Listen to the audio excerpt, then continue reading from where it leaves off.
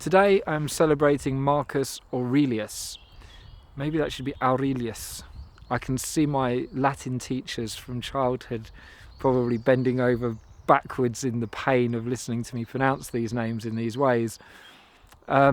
He was a Roman emperor, which makes him a very unusual candidate for a mention as part of the genius tree, because he, I'm not so much of an emperor lover, and it's quite unusual that this man who was responsible for this enormous empire should become a stoic, become one of the famous stoic writers, because his meditations are lauded as some of the most profound, I suppose I could say, spiritual writings of the world. And he speaks about reality in very beautiful and pragmatic tones. And I've been inspired by his work, which is very short. You can pretty much read the entirety of his output in the course of a day. And yet his little aphorisms are so profound, and it really, it's interesting, because Stoicism is something that has, people like Epictetus,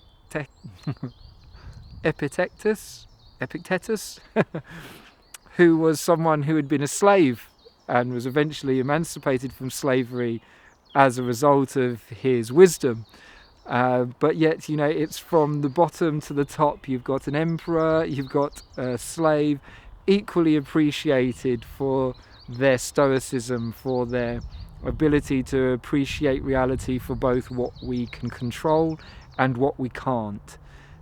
For anyone who's not familiar with stoicism, I suppose that's the element of it that has touched me most profoundly, is that there are these things in our lives that we have control over, and there are things that we don't.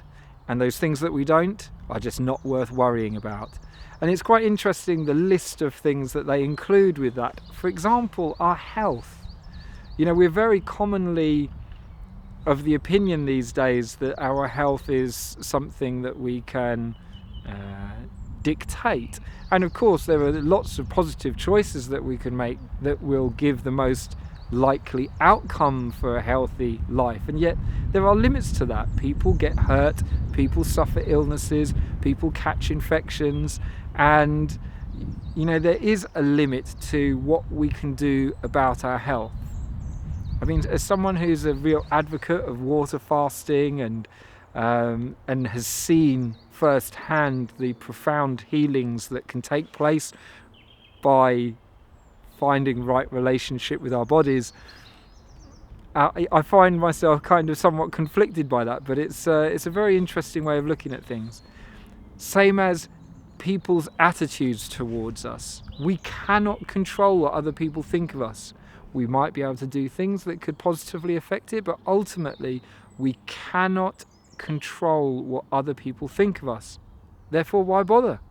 Why waste time and mental energy trying to affect it? It really encourages us to take responsibility for those things that we can control, our acts, the thoughts that we think, the things that we do, the actions we take every day in our lives. And I think that's a really healthy way to regard our reality and the way we interface with it. So today I'm celebrating Marcus Aurelius.